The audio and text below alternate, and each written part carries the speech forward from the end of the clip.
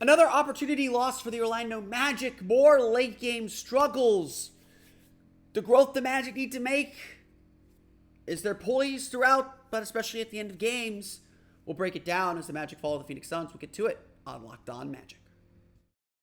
You are Locked On Magic, your daily Orlando Magic podcast.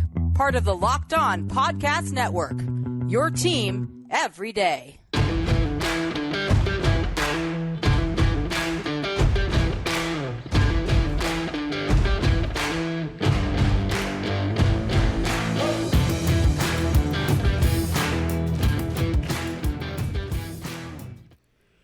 And you are indeed Locked On Magic. Today is March 17th, 2023. My name is Philip Rossman-Reich. I'm the expert and site editor over at OrlandoMagicDaily.com. Of course, follow me on Twitter at PhilipRR_OMD. On today's episode of Locked On Magic, the Orlando Magic fall short to the Phoenix Suns, once again becoming victims of their own mistakes, their own lack of poise, their own miscues at the end of the game. We'll get into some of the Magic's late game troubles coming up here in just a moment. First, we want to thank you again for making Locked On Magic part of your day every day. No matter when you listen to us, whether it's first thing in the morning, whether it's right when we upload, we truly appreciate you making Locked On Magic part of your day every day. Remember, this great Locked On podcast covering every single team in the NBA. Search for Locked On and the team you're looking for, the Locked On Podcast Network. It's your team every day. Today's podcast is also brought to you by FanDuel Sportsbook, official sportsbook of Locked On. Make every moment more. Visit FanDuel.com/LockedOn today to get started. On one hand, I got to give the Orlando Magic a lot of credit. They played really hard. They fought to the end of the game. They erased a 12-point deficit in the second half when it looked like they were about to get blown out. They put themselves in a spot where they could win the game. They could force overtime. They, in some respects, honestly, they learned lessons from their previous games. They were in the same situation against Portland, down 3, with Portland looking to foul to prevent the lead. This time, Orlando made sure they at least got a shot off. With 6 seconds to go, Orlando inbounded the ball, got it to Franz Wagner. He quickly passed it to Paolo Banchero, who was open for 3 as the defense tried to collapse around Franz. He got a shot off, and Josh Okogie made a really fantastic defensive play blocking that shot. Who knows if that shot would have gone in? Paolo is what he is as a three-point shooter. But that, to me, is growth. As I always say on this podcast, games are not won or lost on a single play. Certainly those plays matter, and we're going to talk about how important clutch play is. But games are not won or lost on those single plays. They're won or lost on the accumulation of plays, on how each play, each misstep, each mistake affects the next play, affects the next one. And Orlando just has this problem, and it's expected with a young team, but has this problem where they lack poise, where they lack focus for the full 48 minutes. You want to know why the Magic lost by 3? Well, it was Cole Anthony fouling Cameron Payne on a three-point shot off an offensive rebound at the end of the first quarter. It was Markelle Fultz fouling Josh Okogie in the backcourt while he did an end-of-quarter half-court heave, giving him 3 free points. That's 4 to 7 points the Magic handed to the Suns and said, take them. And they're emblematic of the lack of poise the Magic show. The lack of intense focus that this team has. And that's honestly one of the bigger reasons why the Magic are where they are. Tantalizingly close to the play-in because of how talented they are, but not able to reach it because of the mistakes that they make. Some of this is expected. They're a young team. They got to learn how to do these things, but some of these, especially at game 70, have to be out of their system, have to be more out of their system. And at the end of the day, the Magic are going to blame Magic should only blame themselves for not taking more progress in the play-in tournament because they have dropped winnable games. They have dropped games they know they should win.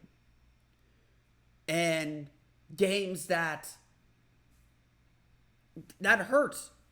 We talked about it after the loss to the Spurs. The Magic have enough losses to the bottom 4 teams to make up the ground that they need to make up to be in the play-in tournament. It's really that simple. The late game stuff matters. As much as I don't want it to, as much as I want to focus on the full game. The late game stuff matters because this is where the Magic lose themselves the most. The Magic's defense has been inconsistent recently. But the Magic lose themselves the most and give in to their youthful impulses the most late in these games. It's the 2 turnovers the Magic committed down by 1 with the chance to take the lead, or down by 2 with the chance to take the lead late in that game against Phoenix. One off just a bad alley-oop attempt from Franz Wagner to Paolo Banchero, where he had to try and climb over another defender.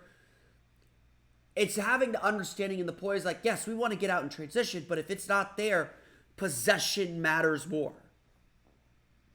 And it's just an understanding that we've got to get into our set.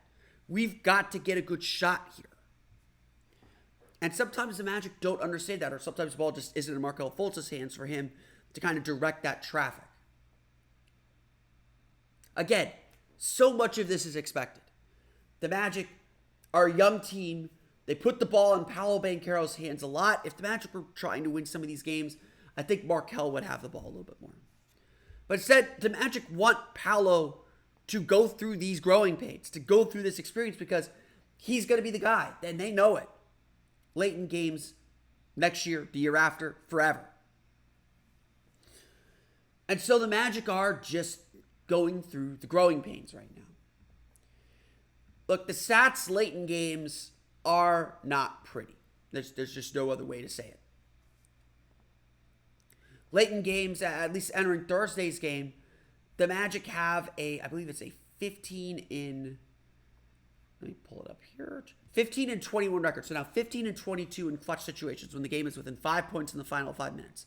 Entering Thursday's game, the Magic give up 122.7 points per 100 possessions, while scoring only 108.3 points per 100 possessions with a 13.5% turnover rate, which is actually better than their regular turnover rate.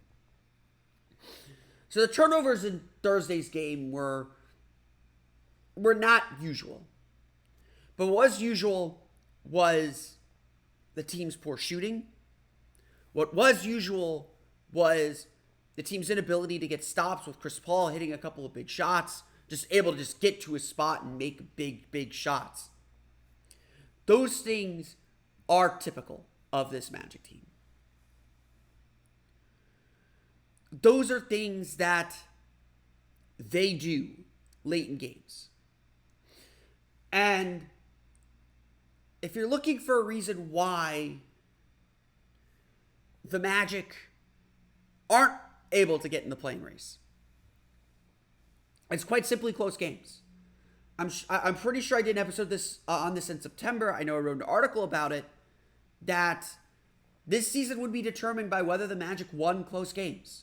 And they've won more of them this year than they did last year. They're better at it, but obviously not good enough. Not good enough to flip some of these games in their favor. Not good enough to take these games and win them. Now, they're not a disaster. They're not giving away impossible leads except against Miami. But this is where the Magic win or lose, is their ability to execute when the pressure's on. And Thursday night showed again that they're still developing that poise. So if you're looking for a way for this Magic team to break through and push ahead, it starts with winning these close games. It starts with executing better in these close games. That's ultimately how the Magic break through. We're going to go through the final box score real fast as the Orlando Magic fall to the Phoenix Suns. We'll get to that coming up here in just a minute. But first, It is time for Nissan's most electric player of the week. It's brought to you by the all-new, all-electric 2023 Nissan Aria. Our player of the week is, drumroll please, Markelle Fultz. We have not done a proper job here on this podcast recognizing Markelle Fultz. I think the nation is just starting to figure out like, oh, wait, Markelle Fultz is actually pretty good again. It's pretty exciting. But Markelle Fultz is our most electric player of the week. 25 points in your triple-double Thursday against the Phoenix Suns. He is the guy that leads this team, gives them their energy, charges them up, and gets them in the right spots more often than not. When Markelle Fultz has the ball in his hands, everything seems to fit in place, and the Magic seem to operate at maximum efficiency. He is the engine driving this team. The 2023 Nissan Aria packs pain to your seat power and premium intelligence all in one EV, just like Markelle Fultz does. The all-new, all-electric 2023 Nissan Aria, the EV for people who love to drive. Shop now at nissanusa.com. Let's run through the final box scores. The Orlando Magic fall to the Phoenix Suns 119-116. I'm pretty sure that was a score. 116-113. Give everybody 3 more points. They're there somewhere. 116-113. Again, the Orlando Magic played hard, especially coming off of Tuesday's loss to San Antonio. The effort was certainly there. The intention was certainly there. The things missing in this game were attention to detail, being in the right spots, communicating where they need to be, and really just little details here and there. It's about poise and focus the entire way. The Magic just cannot afford, especially against a good team like Phoenix, cannot afford to take steps back. Phoenix still got way too many open threes. They were 13 for 35 from beyond the arc. Orlando just 8 for 28. And, we'll get to three-point shooting. I'll talk a little bit about three-point shooting on the back end of this. But the Magic still have a long way to climb with the three-point shot. They shot 19 for 23 from the foul line. They should have been at the foul line more. Phoenix was 17 for 17, so Orlando still won the free throw battle. But boy, that was a really physical game, and the officials really let them play physically. They're definitely I know Magic fans were talking a lot about the officials after the game. I thought the refs were fair to both teams. I thought they allowed a lot of physical play on both ends, but I also think that they let too much go. I think there should have been more free throws in this game. But you got to play through it. Markelle Fultz leads the way for the Magic. 25 points, 11 for 17 shooting, 9 assists, 7 rebounds. Dude was just everywhere offensively. One of the few guys that I think could outmuscle Chris Paul and kind of play Chris Paul's game back at him. Was getting into his jumper, was like kind of stepping into that mid-range jumper that he loves, especially around the free throw line. Able to back him down a few times. Just really good in transition. Like, the Magic made a lot of bad decisions. 19 turnovers in this game. Fultz had 2 of them. The Magic made a lot of bad decisions, but for the most part, when Fultz had the ball, the Magic's offense worked. And so I think that's, again, just a big key is, as much as we want Paolo to get himself going, and as much as we want Paolo to really explore the limits of his game, if the Magic are trying to win, the ball's probably better off in Markelle's hands. And it's in his hands enough that he's able to make things happen. Paolo Banchero had a nice game. 18 points, 7 for 15 shooting, 3 for 4 from the foul line, 8 rebounds. Did have 5 turnovers, 2 steals for him. Good defense on Paolo Banchero, to be honest. Torrey Craig, Josh Okogie, really good wing defenders. Both did a very good job making Paolo's life uncomfortable. Phoenix threw some good stunts at him. They threw some good coverages at him. Really made him work for his points. When Paolo got to the basket, he was really good. He hit a couple mid-range jumpers, so he's back in rhythm. It's really just about getting to the foul line more. Paolo Banchero can't be going to the foul line just 4 times. Like seriously, he's got to be up near 7, 8 for this team to be successful, and that's a lot to put on a rookie. But that's what he's averaging. And so when Paolo has a below-average free throw attempt game, that really hurts the Magic's offense. They were able to make up for it. They were able to, with great shooting, they shot 50%, 43 for 86 from the floor. But the Magic need Paolo Banchero to get himself going. Franz Wagner, 16 points, 7 for 15 shooting, 10 rebounds, 2 assists. No player was probably more frustrated with the physical play and the officiating than Franz. He definitely had some legitimate gripes. I'm not going to sit here and say again that the refs The refs I thought were too lenient. I thought, again, they were fair. I thought both sides got the same treatment, but Franz and Paolo especially seemed to take a lot of hits. Franz only one free throw attempt, which is ridiculous considering how physical the Suns were playing on him, but he's got to find a way to push through. Again, this is the point that I want to drive home. The Magic need better poise. They can be upset with the officials, but you wait till the dead ball to do that. You don't do that while the ball is in play. You accept the call and you got to move on. You've got to play composed all the time and adjust to how the game is being called. And you could tell throughout the game the Magic were really frustrated with how the game was called. Again, I think it was done fairly. I think Phoenix has as many gripes as Orlando does. I thought Orlando played really physically too. That was my big call after a big first quarter, was the Magic have to up their physicality. They were allowed to do so. They did a really good job with it. 7 steals of the game is a pretty good number. But Franz really looked like he was frustrated by the lack of calls that he was getting in this game. Still able to find ways to score, find pockets, but a really rough game nonetheless. Wendell Carter, 16 points, 7 for 11 shooting, 5 rebounds for him. I thought this was a rough game for Wendell Carter. He ends up scoring pretty well, got some shots around the basket to go in, was active around the basket as an outlet, as a dump off, but defensively I thought he was not particularly strong. Certainly wasn't strong on the glass. And Orlando does out-rebound Phoenix 47-35, including 11 offensive rebounds. But, the 7 offensive rebounds Orlando gave up really stung. Phoenix had 7 offensive rebounds that turned into 17 second chance points. Orlando with just 13 second chance points off their 11 offensive rebounds. So that's kind of, that doesn't go all on Wendell, obviously. But I thought Wendell was floating around the perimeter too much on offense.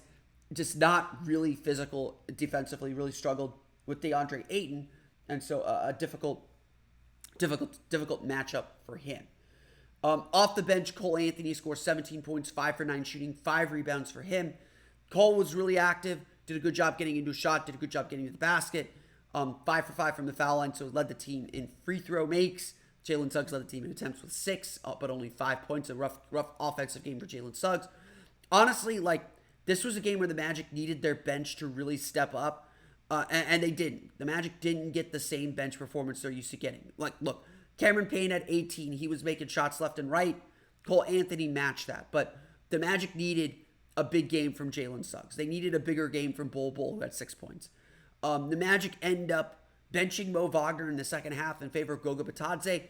That was a great move. Goga Bitadze had a great game. He made a big impact, including a huge block late in the fourth quarter that led to the game-tying 3 from Franz Wagner. So the Magic's bench did do good things, especially in the second half.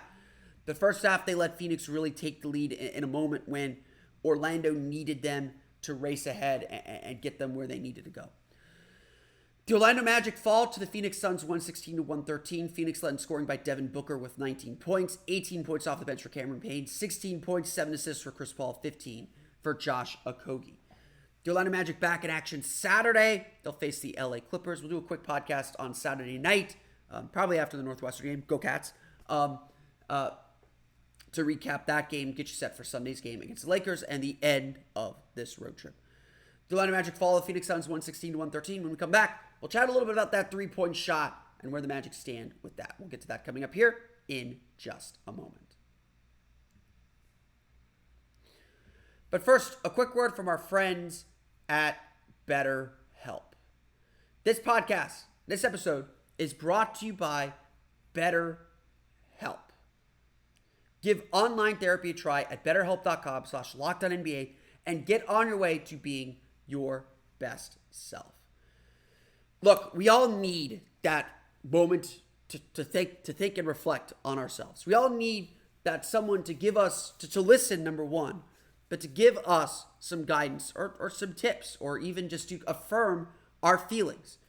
And that's why therapy is so valuable. It could be a little bit of a mind dump, what you're thinking dump, but it could also just be a safe space to get it all out there, get a different perspective, or get affirmation for how you're feeling in a world that doesn't always affirm the things that you're feeling.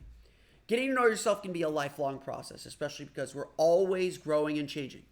Therapy is all about deepening your self-awareness and understanding, because sometimes we don't know what we want or why we react the way we do. Until we talk through things, talking is always good. BetterHelp connects you with a licensed therapist who could take you on that journey of self-discovery from wherever you are. If you're thinking of starting therapy, please give BetterHelp a try. It's entirely online, designed to be convenient, flexible, and suited to your work schedule. Just fill out a brief questionnaire to get matched with a licensed therapist and switch therapists at any time for no additional charge. Discover your potential with BetterHelp. Visit BetterHelp.com/LockedOnNBA today to get 10% off your first month. Again, that's BetterHelp, HELP.com/LockedOnNBA today. So I want to chat a little bit about this. I love, I think Dante Marcatelli and the Valley Sports Florida crew do a great job. But I was taken a little bit aback by Dante essentially saying the Magic need to stop shooting threes at the end of last night's game. The Orlando Magic made only 8 of 28 threes. Not a great shooting night. We all acknowledge the Magic need more shooting. The Magic are not getting anywhere without more shooting. And so, look, everything starts from there. Orlando's not doing anything until they shoot the ball more effectively. So we'll start there. We'll stipulate that this summer has to be spent getting some shooting. It's going to make everyone's life easier. And honestly, I don't think the players on the team understand how much easier life's going to be if they have just a knockdown shooter or someone who is a constant threat to make threes. But I disagree with this notion that the Magic need to stop shooting threes.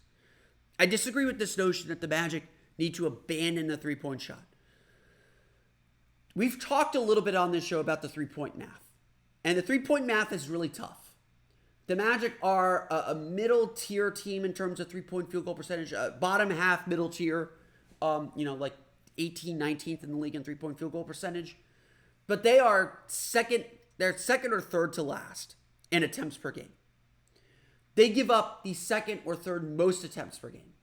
And so while their three-point defense is pretty good, I think they're the top 10 in three-point field goal percentage defense, that does not matter because the volume isn't there.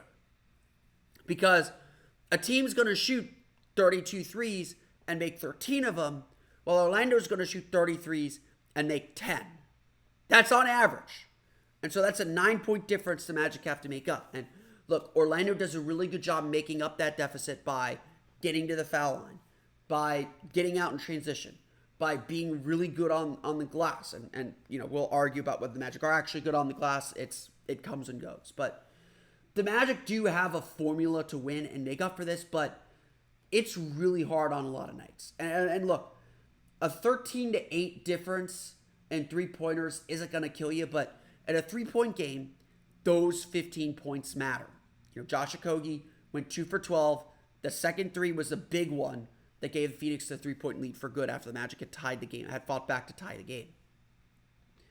So I'm here to argue that the problem for the Magic isn't actually their three-point shooting. Their problem is actually they don't take enough three-point shots. Look, I've sat here and said with the team struggling shooting, I think 30 or low 30s is the correct number. I think the Magic should be shooting about 32, 33 threes a game. And that's about where they are season average. They're a little bit lower than that, maybe around 30, 31. They probably need to be up around 32, 33. That's going to get them 11 threes made per game. And I think they could fill in the rest. That's what this team needs to be. But as we move forward, the fact of the matter is, unless the Magic suddenly become super efficient, like Denver shoots only 33s per game, that they make 13, 14 of them. They make 12, 13, 14 of them. That's the difference. Orlando is not efficient enough to shoot threes at this low of volume. And I'm saying not to give away possessions, but Orlando does need to make the three-point shot a bigger weapon. It's the only way they're going to make up ground on teams. They also have to defend the three-point line a whole lot better. Like I said, Orlando gives up the second or third most three-point attempts per game. And that's a raw number. That's not talking to shot quality. That's not talking anything else. And so while the three-point field goal defense is pretty good, giving up that much volume hurts this team. And opens them up to games like they had Tuesday night where a team gets hot or a team is able to break them down and take a lot of threes. What happened a good chunk of Thursday's game against Phoenix is Phoenix missed a lot of open shots. a lot of those open quarter threes where the Magic's rotation is late or it's just too far for them to get to. So sometimes you have three-point luck. Three-point luck works in both ways. But the Magic have to find ways to reduce this. And look, it's not going to happen this season. We got 12 games left this season. This is who this team is. This team's identity is pretty set. We know what their path to victory is. The Magic aren't going to drastically change their rotation right now, even though there's certain arguments that they should or places where they might be able to. This team is who they are. And that's fine. This team has had a successful year. I'm happy with how they played this season. But we got to start thinking about the future. We got to start thinking about the great beyond. And some of that is being a better, more effective three-point shooting team. It's something we've talked about over and over again this season. It's something that we've looked into. It's something we've looked at. It's something that has been a part of this team's story. And certainly, again, we all understand it. The Magic need more shooting. Get more shooting. You will get more three-point shots. You will make more three-point shots. Life becomes easy. That's what this summer is going to be about. But the Magic do have to find a way to win this three-point math. Because, right now they are at such a deficit with it. Honestly, that's part of why they lose poise too. Is they've got a very narrow path to walk. It's walkable. It's not so narrow. But they can get flustered when that path closes down on them very suddenly. I want to thank you all again for listening to today's episode of Locked On Magic. Of course, find me on Twitter at @PhilipRR_OMD. Subscribe to the podcast on Apple Podcasts, Stitcher, TuneIn, Himalaya, Google Play, Spotify, Odyssey, and all the fun places on the podcast to your podcast-enabled listening device. For the latest on the Orlando Magic, be sure to check out OrlandoMagicDaily.com. I'll have my big board up coming up later this afternoon. Now that you're done listening to us, be sure to check out the Locked On Game to Game NBA podcast. All the scores, every moment, every top performance, every result. Locked On Game to Game covers every game from across the NBA with local analysis that only Locked On can deliver. Follow Game to Game on Locked On NBA, available on the Odyssey app, YouTube, and wherever you get podcasts. That's going to do it for me today, though. I want to thank you all again for listening to today's episode of Locked On Magic. For Orlando Magic Daily and Locked On Magic, this has been Philip Rossman-Reich. We'll see you all again next time for another episode of Locked On Magic.